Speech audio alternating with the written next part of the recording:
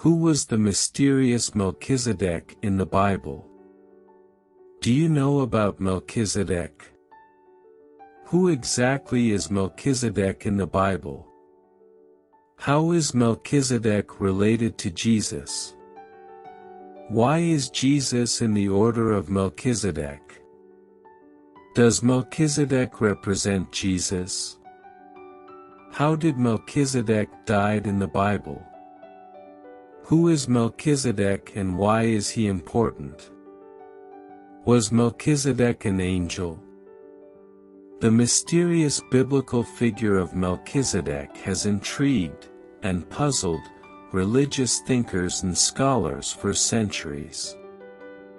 He makes a brief but significant appearance in Genesis, the first book of the Hebrew Bible, known to Christians as the Old Testament, when he blesses the patriarch Abram and is introduced as the priest of the Most High God. From that single mention, various Jewish sects and early Christians developed their own disparate interpretations of who Melchizedek was and what he represented. Some apocalyptic Jewish writers cast Melchizedek as a heaven-sent high priest who existed before the flood and would return to usher in the Messiah.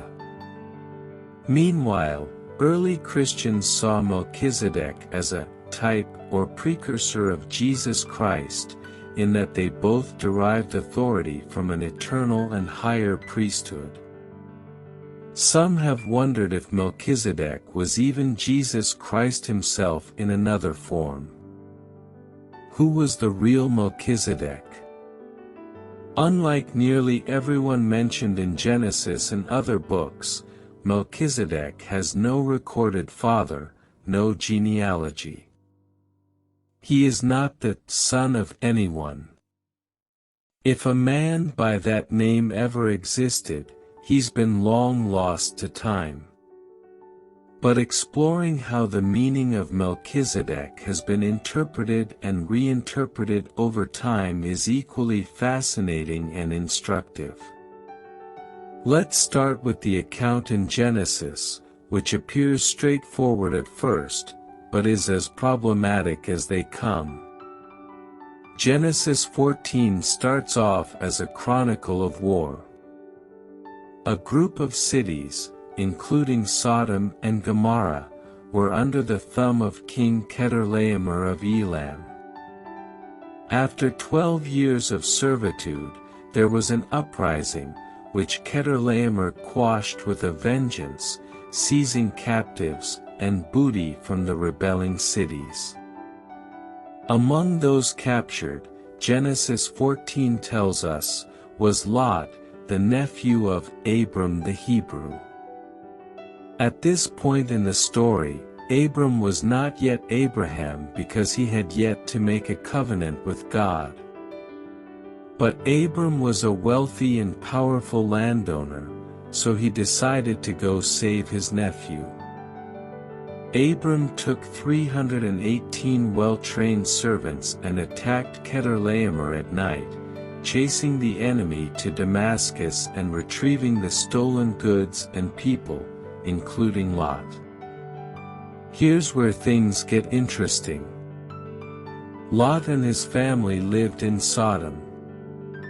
When Abram makes his triumphant return, he's first greeted by the king of Sodom, identified earlier in the chapter as Bera. But before the king of Sodom has a chance to talk, Genesis introduces a new character not previously mentioned in the long lists of warring kings. In verses 18 to 20, it says, "Then Melchizedek king of Salem brought out bread and wine. He was priest of God Most High, and he blessed Abram, saying, Blessed be Abram by God Most High, Creator of heaven and earth. And praise be to God Most High, who delivered your enemies into your hand. Then Abram gave him a tenth of everything. As we'll see, a lot has been made of those short verses. Here was a priest of God Most High, understood as the one true God of Judaism, Christianity and Islam, blessing Abram, who would soon become the patriarch of God's chosen people. And here was Abram paying a tithe to this high priest, whose elevated position and authority predates all of the ancient prophets. Yet right after this momentous occasion in the history of monotheism, Melchizedek disappears. In the very next verse, we're back to the king of Sodom, who offers Abram a share of the spoils, which Abram, being a righteous man, refuses. The king of Sodom becomes the king of Salem. So how do we explain this rather awkward insertion of Melchizedek, priest king of Salem, into the war narrative of Genesis 14? Robert Cargill, a professor of classics and religious studies at the University of Iowa, has some interesting theories.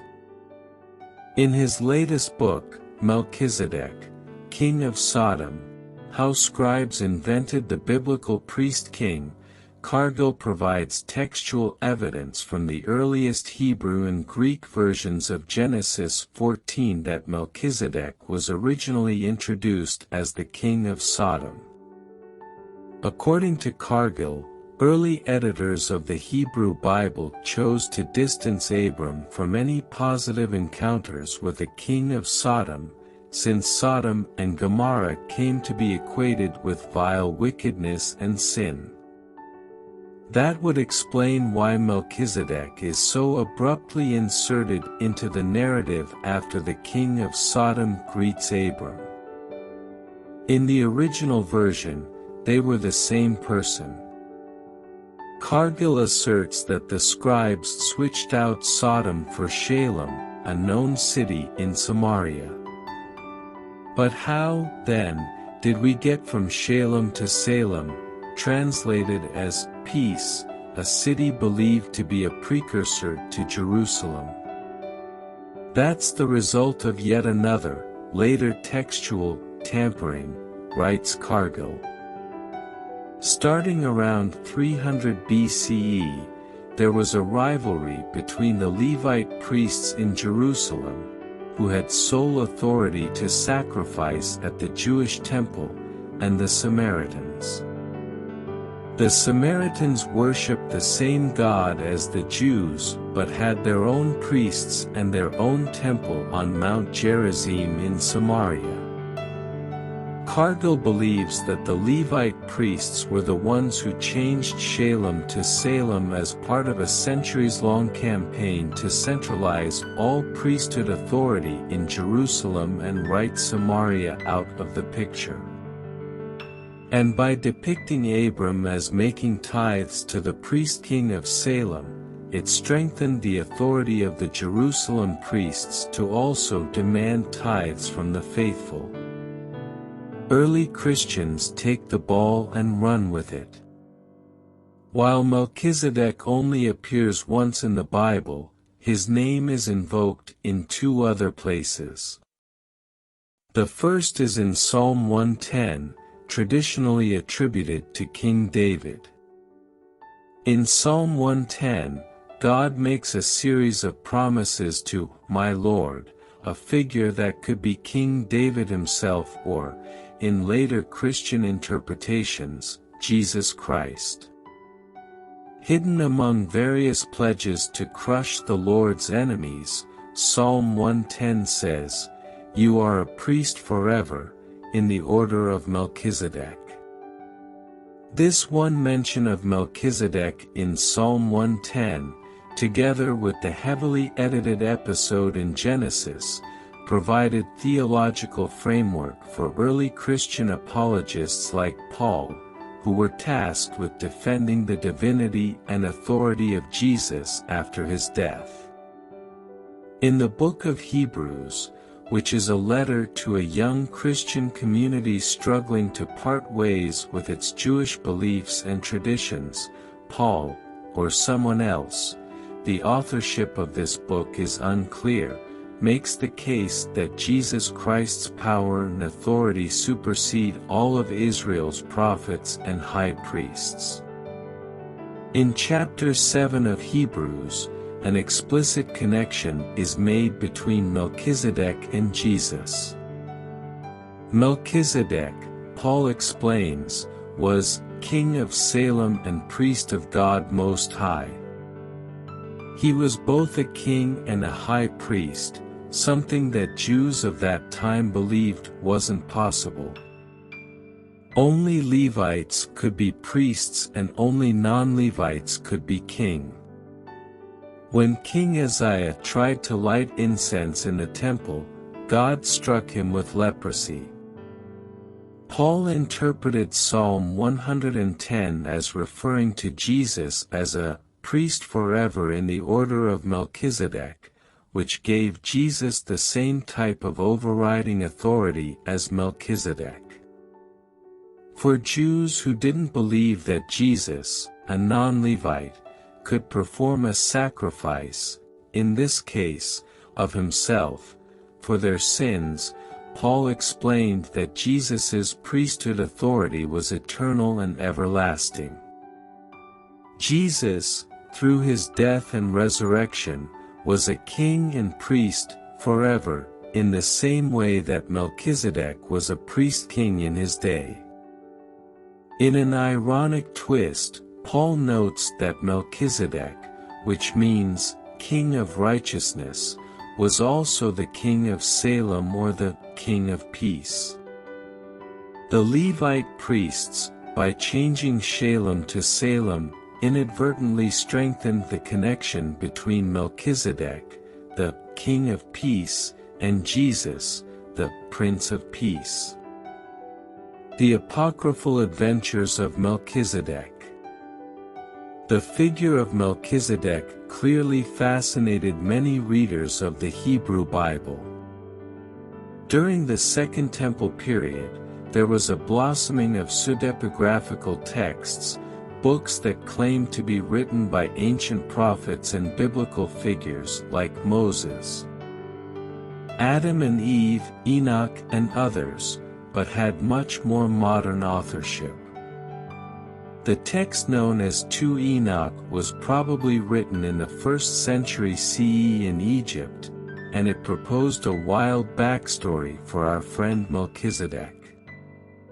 According to 2 Enoch, Melchizedek was born back before the Great Flood.